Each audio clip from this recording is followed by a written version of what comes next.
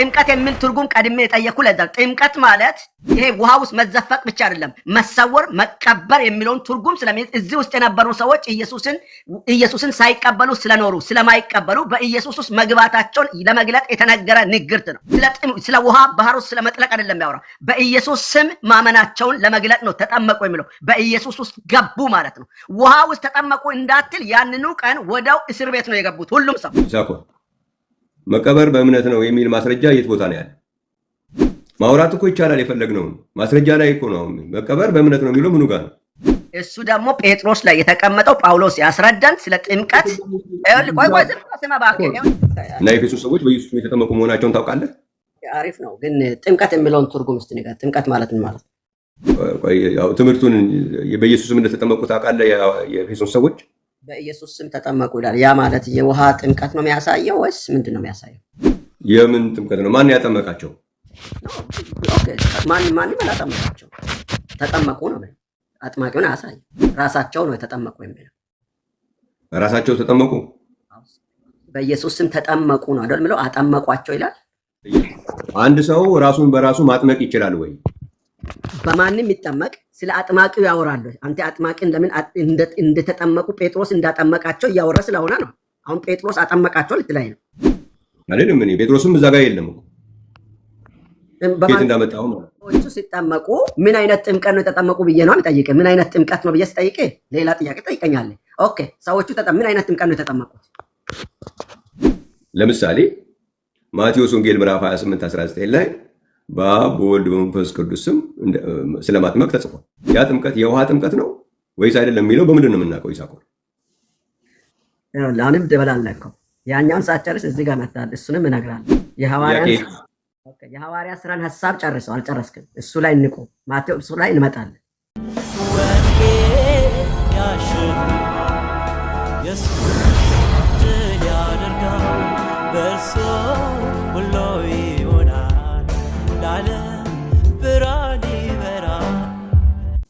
ጤና ይስጥልኝ። ሰላም ይሳቆር፣ እንኳን ደህና መጣ። አንድ ሰው በጌታ በኢየሱስም ለተጠመቁ ሰዎች የተጻፈላቸውን አንስቶ በኢየሱስም መጠመቅን ሳይፈቅድ እንዴት ነው የራሱ ያደርግ የሚችለው?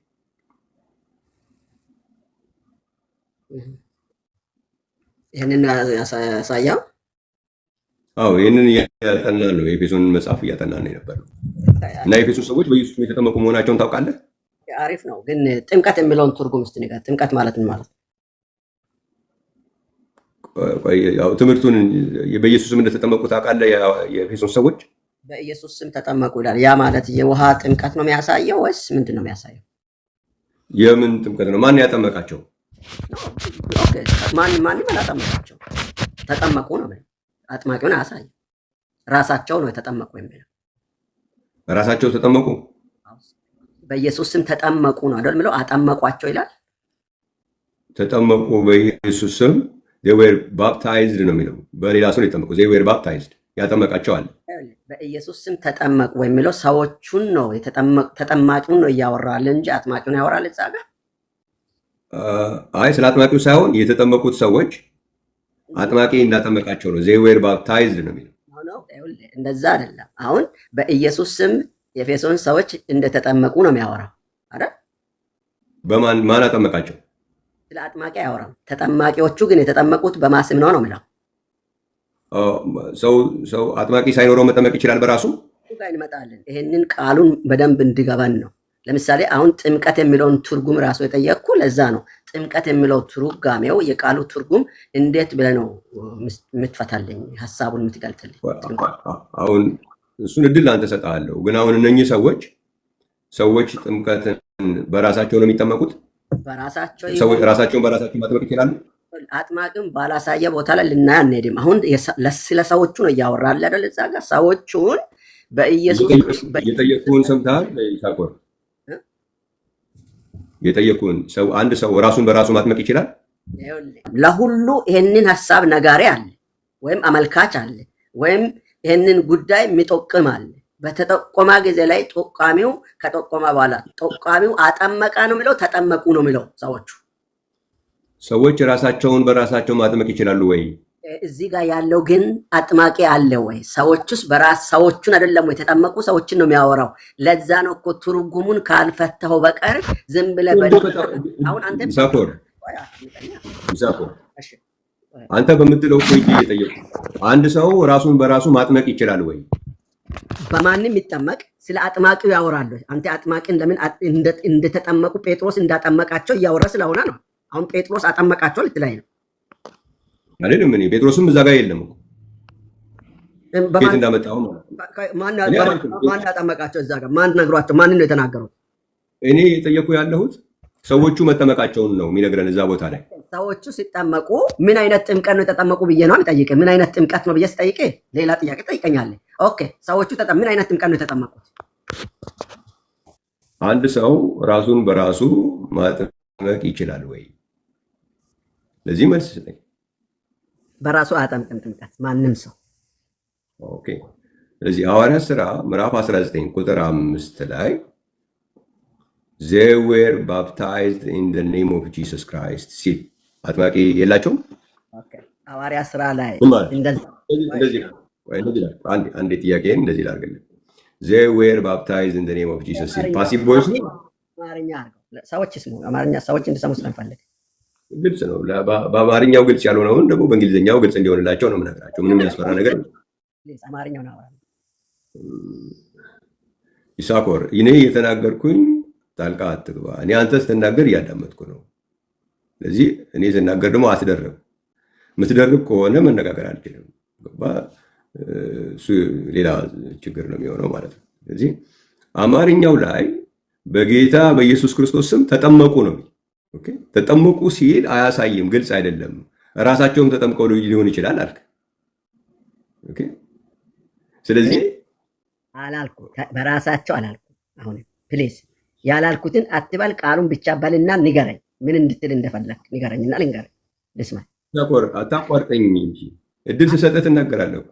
እሺ ወይ ያላልከውንም ብዬ ከሆነ እድል ስሰጥህ ትናገራለህ። የምታቋርጠኝ ከሆነ ግን ይሄ መጨረሻ ነው የሚሆነው ከዚህ በኋላ። ይሳኮር ዝም ብለህ አንተ በቃ እዛው ክፍል ገብተህ ያንን የብሽሽቁን ነገር መጀመር ትችላለህ። መወያየት ከፈለክ ግን እየተደማመጥን ነው መነጋገር የምንችለው። ኦኬ ስለዚህ አያሳይም ተጠመቁ ነው የሚለው። የውሃ ጥምቀት አንድ ጥምቀት የውሃ ጥምቀት መሆኑና አለመሆኑ በምንድን ነው የሚታወቀው? ለምሳሌ ማቴዎስ ወንጌል ምዕራፍ 28:19 ላይ በአብ በወልድ በመንፈስ ቅዱስ ስም ስለማጥመቅ ተጽፏል። ያ ጥምቀት የውሃ ጥምቀት ነው ወይስ አይደለም የሚለው በምንድን ነው የምናውቀው? ይሳኮር አሁንም ደበላለከው። ያኛውን ሳትጨርስ እዚህ ጋር መጣል። እሱንም እነግርሃለሁ። ከላይ ጀምረ ጨርሰ ስጠኝና ላውራ። እንዳላውራ አታውራ ስላልከኝ ነው ዝም አልኩ። ጣልቃ አልገባ የሚሉ ሀሳብን ተናግረ ጥያቄ እየጻፉ እያስኩ ነው። አውራና ከዛ እኔ ጨርስልሃለሁ። እሺ የጠየቁን ጥያቄዎች ከጽፈ ከሆነ ምን ምንድን ነው የጠየቁ?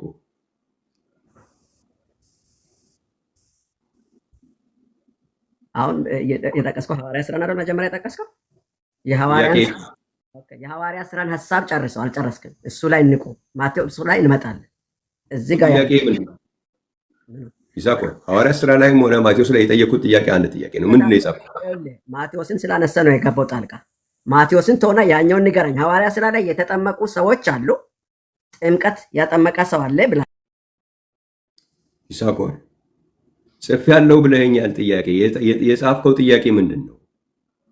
በቃ ጥያቄን ጽፈልኝ ከሆነ እኮ እድሉን ላንተ ልሰጥ ነው። ምንድን ነው ጥያቄ? ጽፌዋለሁ ብለኸኛል። ምንድን ነው የጠየቅኩ?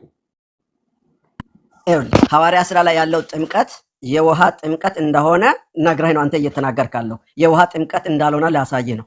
ጥያቄ ይሄ ነው። የውሃ ጥምቀት ነው አይደለም? መልስልኝ አንተ። ይኸው ሰው እየጻፈ። ሁለተኛ ደግሞ የጥምቀት በአብ በወልድ በመንፈስ ቅዱስ ስም እያጠመቃችሁ ያለውንም የዛንም ሐሳብ ለብቻ ነው የሚወራ፣ አንድ ላይ የሚወራ አይደለም ልል እንደዛ ጽፌያለሁ። ኖ ማቴዎስ ላይ ያለውን ተሆን ሐዋርያ ሥራ 19 ላይ ምንድን ነው የጠየቁ? የተጠመቁ ሰዎች በራሳቸው ነው ወይ ነው አይደል? አንተ እያልኩ አለ። እሱንማ አይደለም ብለኸኝ እኮ ተው ነው እኮ። አንድ ሰው ራሱን በራሱ ያጠምቃል የሚለውን እኮ አያጠምቅም አልከኝ። አቆምን እሱ። ሐዋርያ ሥራ ምዕራፍ 19 ላይ ጠየቁ። እዛ ጋር ያለው በኢየሱስም ተጠመቁ የሚለው የውሃ ጥምቀት መሆኑንና አለመሆኑን የምንለየው፣ አንድ ጥምቀት የውሃ መሆኑንና አለመሆኑን በምንድን ነው የምንለየው ነው ያልኩት። እሱን የምንለይበትን ላሳይ። አዎ አሳይ። ሐዋርያ ስራ ላይ ያለው ጨርሶ ስለ ውሃ ጥምቀት አያወራም። ጥምቀት የሚለው ትርጉም ስለተዛባባችሁ ነው።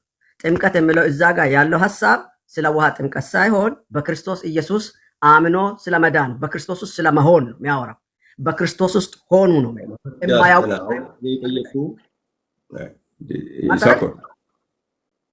የጠየቁ ጥያቄ አንድ ጥምቀት የውሃ ጥምቀት መሆኑንና አለመሆኑን በምንድን ነው የምንለየው ነው ያልኩት። ዝም ብለህ ሌላ ነገር እያሳየው ነው እኮ። ልዩነቱን ስናገር ለምን ትናደዳለህ? ለምን ሙት ታደርገኛለህ? ልዩነቱን ነው እየነገርኩህ አለ። የውሃ ጥምቀት አይደለም ያ የሚያወራ አልኩ እኮ። ክፍሉ ስለ ውሃ ጥምቀት የውሃ ጥምቀት መሆኑን ይኸው ሰው ይሰማል። እኔም ሙት ያደርጋለሁ። ንገረን፣ የውሃ ጥምቀት መሆኑን ለይተህ አሳየን። አንተን እኮ ጠየቅኩ እኮ መልሳለሁ ስላልከኝ የውሃ ጥምቀት መሆኑንና አለመሆኑን በምንድን ነው የምንለየው ብዬ ጠይቄያለሁ። እኔ ጠይቄ ለምን ታደዘጋኝ? እኔ እሱን እኮ እየነገርኩህ ነበር።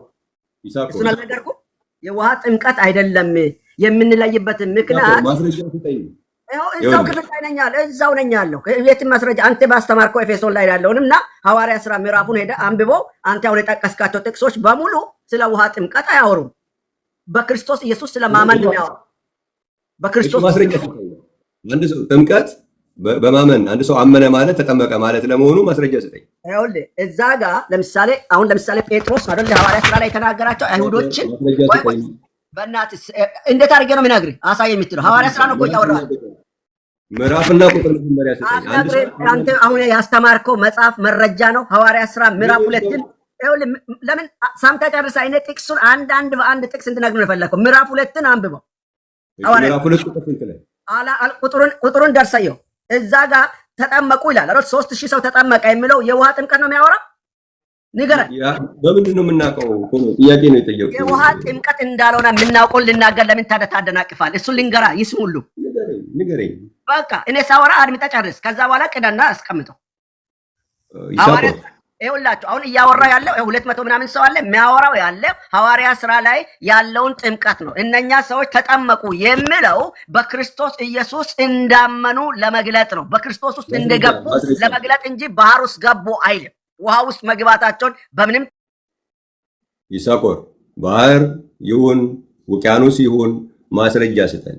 በኢየሱስ ስም አንድ ሰው ተጠመቀ ሲባል ጥምቀት የውሃ መሆኑንና አለመሆኑን በምንድን ነው የምንለየው ነው።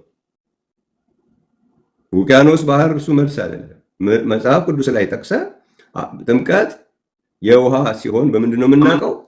ሌላ ሲሆን በምንድን ነው የምናውቀው? ማስረጃ ስጠን። ሌላ ሲሆን እኔ ላሳያ። ሌላ መሆኑ ውሃ እንዳልሆነ የምናገረው ለምን መሰለህ? ሰው ምዕራፍና ቁጥር ስጠኝ። ሌላ ክፍል አመጣው። እንደ ሐዋርያ ስራ ነው እኮ እየነገርኩህ። አንተም እስኪ ውሃ እንደሆነ አሳየኝ። እሱን ክፍል ቅድም ስታስተምር ነበር አይደል? ቆይ ቅድም አስተምራለሁ ብላል። አስተምራለሁ ካልክ አሳየኝ። ውሃ አድርገህ አሳየኝ። ይሳኮር የኔ ተራ ሲሆን አሁን እኮ ያንተ ነው። ወደኔ ያልተገለጸ ውሃ አድርገህ ካላሳየ ግን ይኸው ሰው ፊት ነው የምትፈተነው። ይሳኮር አሁን እኮ ተራው ያንተ ነው ጌታዬ። የውሃ ጥምቀት መሆኑንና አለመሆኑን በምንድን ነው የምንለየው ብዬ ጠይቄያለሁ። ማስረጃ ካለ ማስረጃ ገልጸህ መንገር ነው። ተራው ያንተ ነው። አንተ አሳየኝ ትለኛለህ። እኔ አልቻልኩም አይደል? አሳየን እስቲ አሳየን። ውሃ መሆኑን አሳየን። አንተ መመለስ አልቻልክም። እኔ መልሼልሃለሁ። አንተ የኔን እንዳይሰሙ እየከለከልክ እንደሆነ አውቃለሁ። እኔ የምናገረው ሰዎች እንዳይሰሙ እየከለከልክ ነው እኮ አለው። አሁን ሰዎች ስሙና እስቲ ዝም በል። ሚዩት አድርገህ ዝም በልና 1 ደቂቃ ስጠኝ። 1 ደቂቃ 5 ደቂቃ አይደለም። እኔ በ1 ደቂቃ ልናገር። እሺ በደንብ ሁሉም ሰው ይስማኝ። ሚዩት ካረከኝ ግን ከዚህ በኋላ አላወራም። የውሃ ጥምቀት እንዳልሆነ የምናውቀው እነኚህ ሰዎች እነ ጴጥሮስ መንፈስ ቅዱስ ተሞልተው ስለ ኢየሱስ ሲናገሩ 3000 ሰው ዳና ነው የሚለው።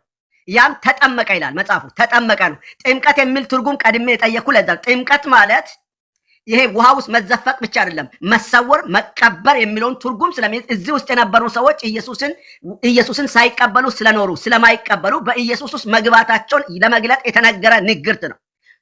ስለ ውሃ ባህር ውስጥ ስለመጥለቅ አይደለም ያወራው። በኢየሱስ ስም ማመናቸውን ለመግለጥ ነው ተጠመቁ የሚለው። በኢየሱስ ውስጥ ገቡ ማለት ነው። ውሃ ውስጥ ተጠመቁ እንዳትል ያንኑ ቀን ወደው እስር ቤት ነው የገቡት። ሁሉም ሰው ወህኒ ቤት ቆይቶ ጠዋት መጥተው ነው እነ ጴጥሮስን ይሄን ሁሉ በማስም አደረጋችሁ ብለው ሲጠይቋቸው እናንተ በናቃችሁት በሰቀላችሁት በኢየሱስ ክርስቶስ ስም ይሄን አድርገናል፣ መዳን በሌላ በማንም የለም እንድንድንበት ዘንድ ከሰማይ በታች ለሰው ልጆች የተሰጣ ስም ብሎ የዘጋው ይሄ ማለት እምነትን እንጂ እያሳያለው ስለ ውሃ ጥምቀት አይደለም የሚያወራው፣ ስለ ማመን ነው። ይሳኮር መቀበር በእምነት ነው የሚል ማስረጃ የት ቦታ ነው ያለ? ማውራት እኮ ይቻላል፣ የፈለግነው ማስረጃ ላይ እኮ ነው። መቀበር በእምነት ነው የሚለው ምኑ ጋር ነው? ምኑ ነው መቀበር በእምነት ነው? አንድ ሰው ሲያምን ተቀበረ፣ ተሰወረ። የሚሰወረው የሚቀበረው በእምነት ነው። እሱ ደግሞ ጴጥሮስ ላይ የተቀመጠው ጳውሎስ ያስረዳን ስለ ጥምቀት። ቆይ ስማ እባክህ፣ የማያውቅ ሰው እንዲሰማ ፍቃድ። አንተ አሁን ባሰማ ሌላው ይስማ። ሰውን ይዘህ ማስረጃ እየጠየቁ ነው። እድል ሰጥቼ ስለዚህ ዝም ብሎ መናገር ነው። መቀበር ነው አለ፣ ማስረጃ የለውም። የለም ማስረጃ መስጠት አይችልም። አንድ ሰው የውሃ ጥምቀት የውሃ መሆኑና መጮህ መቻል እኮ አይደለም እኮ ይሳኮርዬ። ይሄ እድል ሰጥቼ ሰማው፣ አንድ ማስረጃ ማቅረብ አልቻልኩም። ጥምቀት የውሃ ጥምቀት መሆኑና አለመሆኑን ጥምቀት የሚባል ቃል ስላለ ብቻ መሆን አይችልም። ነገር ግን አሁን አንድ ጥምቀት በሰው የሚደረግ ከሆነ የውሃ ጥምቀት ነው። ለምሳሌ ምን አለ መጥምቁ ዮሐንስ ሲናገር፣ እኔ በውሃ አጠምቃቸዋለሁ አለ። ከእኔ በኋላ የሚመጣው ግን በመንፈስ ቅዱስና በእሳት ያጠምቃቸዋል። ስለዚህ ሰው የሚያጠምቀው ጥምቀት የውሃ ጥምቀት ነው። ማቴዎስ ወንጌል ምዕራፍ 28 ላይ ያለው ጥምቀት የውሃ ጥምቀት ነው አይልም መጽሐፍ ቅዱስ። ግን የውሃ ጥምቀት መሆኑን እናውቃለን። በምንድን ነው የምናውቀው? በአብ በወልድ በመንፈስ ቅዱስ ስም ምን እያደረጋቸዋቸው? እያጠመቃቸዋቸው ነው። አጥማቂዎቹ ማን ናቸው? ሰዎች ናቸው። ስለዚህ የውሃ ጥምቀት መሆኑን እናውቃወቅን ማለት ነው። ኦኬ። ስለዚህ በሰው የሚደረገው ጥምቀት የውሃ ጥምቀት ነው። ሰው ማድረግ የማይችለው ጥምቀት ደግሞ የውሃ ጥምቀት አይደለም። እኔ በውሃ አጠምቃቸዋለሁ አለ ማለት ነው እንጂ ማቴዎስ ወንጌል 28:19 ላይ ያለው እኮ የውሃ ጥምቀት ነው ያለው ውሃ ሚል ስለተጻፈበት ሳይሆን እያጠመቃቸዋቸው የሚል ስላለ ነው። በሐዋርያት ሥራ መጽሐፍ ምዕራፍ 19 ቁጥር 5 ላይ ያነበብነው ላይ ምንድን ነው የሚለው? በሰዎች ነው የተጠመቀው። ምክንያቱም ክፍሉ ፓሲቭ ቮይስ ነው። ስለዚህ ነው እንግሊዝኛውንም የጠቀስኩልህ ለዛ ነው። አማርኛው ግልጽ ካልሆነለ they were baptized ነው። ስለዚህ ፓሲቭ ቮይስ ነው። it was done by somebody። ተጠማቂዎቹ እነሱ ናቸው፣ ግን they were baptized ነው እንጂ ራሳቸውን አጠመቁ አይደል። they were baptized by who? by apostle Paul። ጴጥሮስም አይደለም እዛ ያለው ፖል ነው። they were baptized by apostle Paul። ስለዚህ በሰዎች የተጠመቁ ከሆነ የውሃ ጥምቀት ነው። ስለዚህ የውሃ ጥምቀት መሆኑንና አለመሆኑን የምንለየው ጥምቀቱን ያከናወነው ሰው ከሆነ የውሃ ጥምቀት ነው። ጥምቀቱ የተከናወነው በሰው ካልሆነ ደግሞ የውሃ ጥምቀት አይደለም ማለት ነው። ይሄ ነው መለያው እንጂ ሌላውን አንተ ያወራኸው በእምነት እንቀበራለን፣ እስር ቤት ገቡ፣ ከእስር ቤት ወጡ ምናምን ምን አገናኝ? በጠዋት ሄደው እስር ቤት ገቡ ይለኛል። ዝም ብዬ ነው የሰማው እንጂ ምንም የገናኝ ነገር። እስር ቤት ቢገቡ ከእስር ቤት ቢወጡ ናቲንግ ቱ ዱ። ከተጠየቀው ጥምቀት የውሃ መሆኑንና ጥምቀት የውሃ አለመሆኑን የምንለይበት መንገድ ምንድን ነው ሲባል እስር ቤት ገቡ፣ እስር ቤት ወጡ፣ ምንም መቀበር በውሃ ጥምቀት ነው። ሌላ መንገድ የለውም። ምክንያቱም በሮሜ መጽሐፍ ላይ ምዕራፍ 6 ቁጥር 4 ላይ ክርስቶስ በአብ ክብር ከሙታን እንደተነሳ እንዲሁ እኛም በአዲስ ሕይወት እንድንመላለስ በጥምቀት ከእሱ ጋር ተቀበርን ይላል።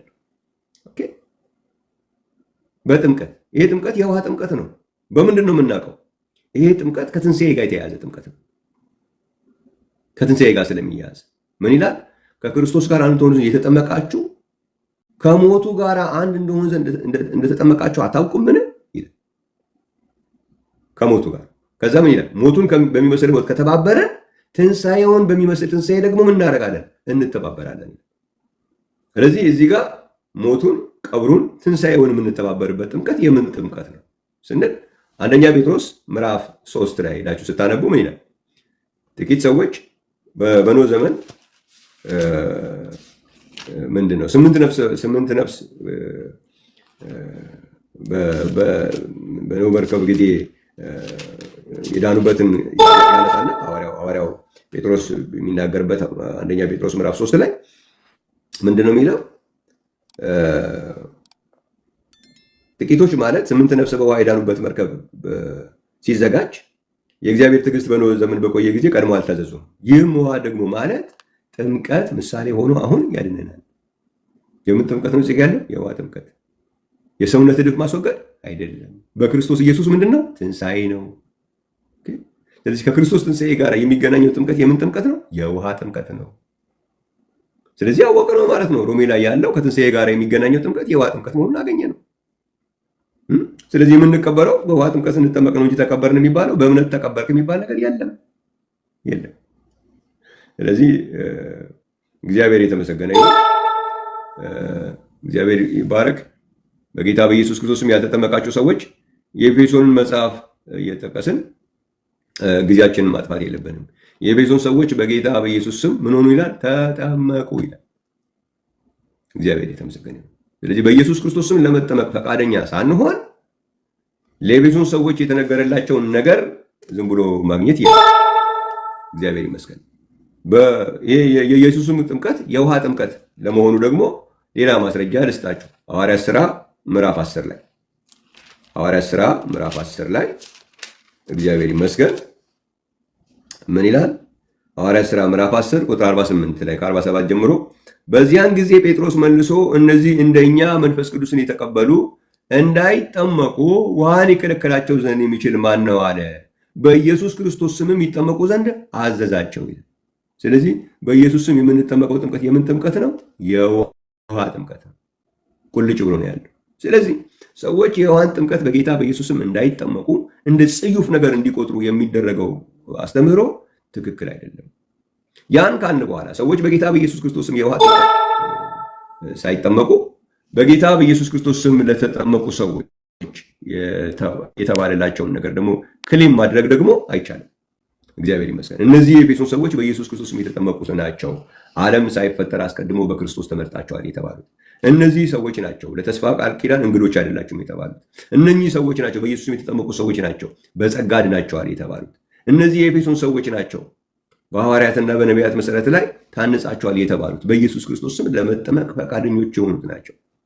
እነዚህ የኤፌሶን ሰዎች ናቸው። እናንተ የእግዚአብሔር ቤተሰቦች ናቸው እንጂ ከእንግዲህ በኋላ እንግዶችና መጻተኞች አይደላችሁም የተባለላቸው።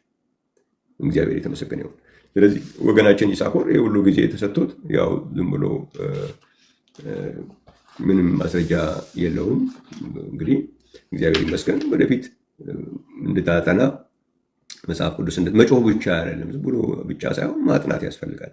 መቃወም ዝም ብሎ ለመቃወም ብቻ መናገር ሳይሆን የእግዚአብሔርን ቃል በአግባቡ ማየት ያስፈልጋል።